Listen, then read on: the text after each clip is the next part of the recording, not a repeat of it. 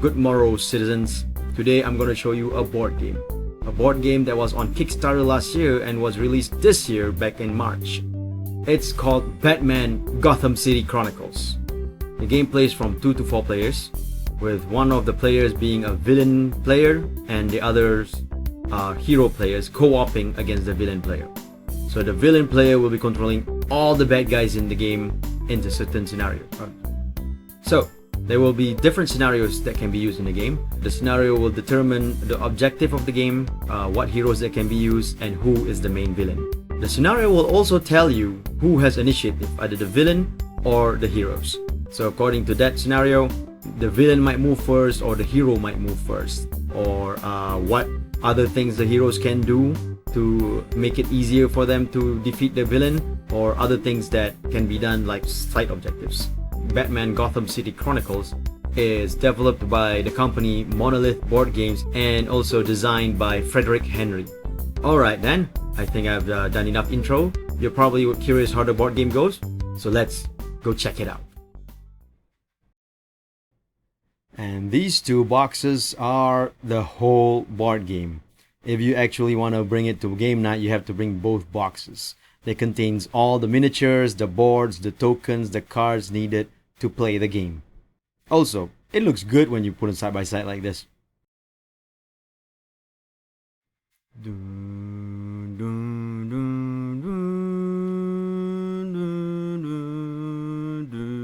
So, when you have the board set up, it's gonna look like this, with all the miniatures in place in certain spaces as written in the scenario book.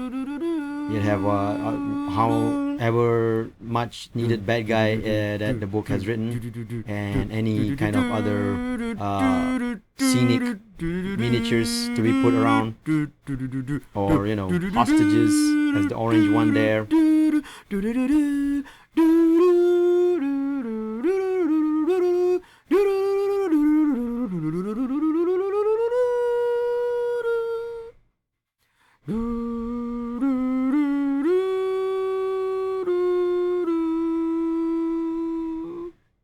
Jim, we need to do something. Hush is gonna get away with it if we stay out here. I know. I'm just waiting for him. You sure he's gonna come? He has to. If Hush takes a majority of the money here. You can't pay your alimony. Exactly! And Barbara's gonna run off with her mom because I can't give her any allowances.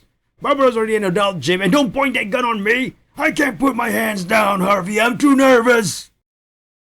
Commissioner, what's the situation? Good golly gee whiz, that's a lot of bad guys outside the bank. They must be here to steal it. Yes, I see that too, Robin. I'm just asking the Commissioner because, Jim? Huh? Oh, Batman! You're finally here! Hush has several hostages inside and he's rigged the computers to steal the digital finance of Gotham's 1%. And he's gonna take actual money. Paper money! Yeah, go ahead and get yourself killed at the same time, why not? This is the player board for the heroes. You can see that they have cubes in 3 sections. One is where the ready action is. Those are the cubes that you can use during your turn. The middle one is where the fatigue action is. Those are cubes that are available for you to actually use for the next round or so. And the last one is the injured section. If the cubes are there, that means you're injured. If you ever have all your cubes in the injured section, your character is knocked out. At the start of your hero turn, you would choose whether you want to rest or get ready. If you want to get ready, you would take cubes from the fatigue section and put it into the ready section according to the ready amount. If you were to rest, you take the rest amount. But if you were to rest, you wouldn't be able to do any actions for this turn. You have to wait until the next turn to actually be able to do things. So once you choose ready, you take 2 cubes and put them from the fatigue section to the ready section. And now this is the amount of cubes that you have this turn. You can choose out of the 5 actions that you want, either melee, range, manipulate action, complex thought action, or move action. So during the hero's turn, they can make 1 free move action without spending any cubes in their move action space. So they will always get 1 space to move to. So during your turn, say that you want to do a melee action. You would take the cubes from the ready action space to put it into the melee action space up there. Each cube you put in determines how many dice you can roll. So for this one, you roll the red dice. And if you put 2 cubes in, you would roll 2 red dice. So Batman's fighting the prisoner. The prisoner has a health of 1. And he also has an armor of 1. That means that he will ignore 1 successful pip. So if Batman wants to neutralize the prisoner, he has to roll a result of 2 pips. So that's a success, and thus the prisoner is neutralized. Now that Batman has neutralized the prisoner, he wants to make an extra move. He will spend 2 cubes into the move action section so that he will be able to move 2 spaces. Batman still has 2 cubes left in his ready section, but he will decide not to use it this turn. The villain player uses this board, which they call the river. The villain will choose which figure he wants to activate by spending the cost that is listed on top of the enemy's tile. Like in our example, Hush wants to send out Jason Todd, so he has to use 2 cubes from the ready section to the fatigue section to send out Jason Todd. Looks like Batman is outside. I'll just send Jason out to greet him. Well, my bullets are itching to taste Bruce's blood. Have some class while you are not reveal your enemy's identity. So, according to Jason's style, he has 2 move action. He has 5 health and 2 armor as well. So now he moves his 2 free move actions. According to line of sight rule, Jason cannot shoot Batman from here. So he needs to move 1 more space for Batman to be in his line of sight. So for the extra move action that Jason wants to do, the villain player just places a cube over at the extra move spot there. Jason gets to move 1 space. Now Jason is attempting an attack on Batman. According to his tile, he throws 2 red dice for his range attack. And this is why Batman needs those saved cubes. He can use those cubes to put them in the defense section to roll that many dice to block off Jason's attack.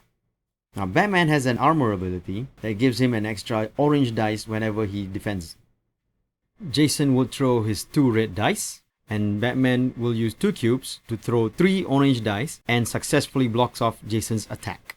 After the villain has activated a miniature, he would move the tile to the back and the river would move forward. And now you can see the previous enemies are now cheaper in cost to be activated. So now the villain player can decide to activate the brute, which now costs 2. Now, the brute attacks Batman and have several hits. So Batman is hit. He will now move the cubes from the fatigue section to the injured section. If he has no cubes on the fatigue section, then he will take the cubes on the action spaces.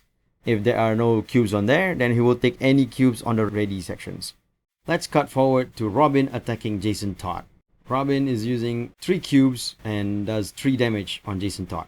Jason, who by now only has 1 health left, is hit, and thus if the health goes below 1, Jason is knocked out and is out of the game. That'll teach you, Jason, that revenge is a dish best served lying down. I'm gonna lie down because that was very lame. Batman is now attempting to destroy the computer. According to the scenario, he needs to make a thought manipulation success of 6 and above.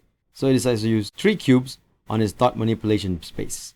It's a success of 5. And because Batman has a hacking ability, it is considered as a 6th success. So he manages to get the computer destroyed, so you take out the miniatures from the board. Robin, however, is going to try a different way of hacking into the computer by asking the password from one of the civilians in the bank. For that, he needs to make a thought manipulation success of 4 and above. What he got was just 2 success. That's a fail.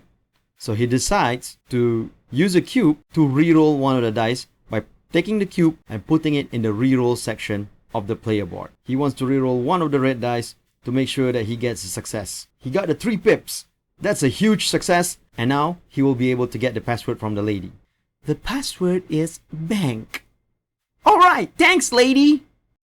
He now needs to get the computer terminal to use the password to destroy the computer. And after that, you take out the computer miniature and the lady miniature out from the board to signify that the task is done.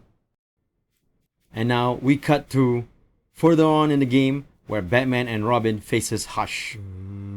So, It's just between me, you, and the kid now, huh, Bruce? What you gonna do? Only thing I can do. Hush. I'm gonna beat you up and send you to jail. Gee willikers, we're gonna make sure you stay there too. Batman decides to go all out and throw 3 dice. Hush has 5 health and 2 armor. So Batman's huge success manages to neutralize Hush. Oh, Your punches hurts. And that's why they call it a slammer.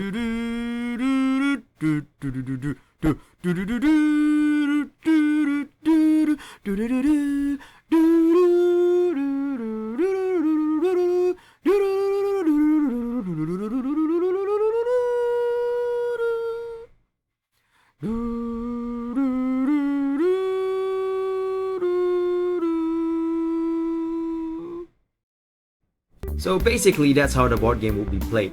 The heroes try to defeat the villain. If the heroes manage to achieve the objective before certain rounds are over, then the heroes win. If the villains manage to hold off the hero by the end of, say, 7 rounds, if the scenario says 7 rounds, and have the hero not be successful in achieving their objective, then the villains win. Overall, I think the game is really fun. It's very immersive. You can really get into the theme of the game. You can really feel like you're Batman or Robin going around this whole chemical factory trying to beat up the Joker or something. And even the villain player, they can imagine themselves as the main villain and trying to control all these minions to stop Batman from, foiling their plans. Now, I have a bit of a problem about the scenarios given. See, the game has all these stretch goals unlocked during the Kickstarter, which unlock so many different characters like Katana, Green Arrow, and even a Bat Cow. But because the scenarios in the scenario book was written for the base set and not for the stretch goal characters, these characters are not really available for you to play in the actual game. And I find that to be very dumb. So I kinda house rule it that whenever we choose a scenario, players can choose whoever they want to play in the scenario. They can choose to go with Commissioner Gordon or with Green Arrow and, choose whoever you want and play as it is. It might break the balance of the scenario, but I find that at least it's more fun this way. At least you get to choose who you want to be and not be restricted by the few characters they determine in the scenario book itself. So yeah, I do recommend the game though. It is really fun, especially if you like immersive thematic games. And hey, Batman, right? If you like Batman, get it if you can find it and have the money to afford it. If you can't though, don't. Just find someone who has it. Play with them. Anyway, that's my opinion on the game. I hope you enjoyed the video and enjoy the future, citizens.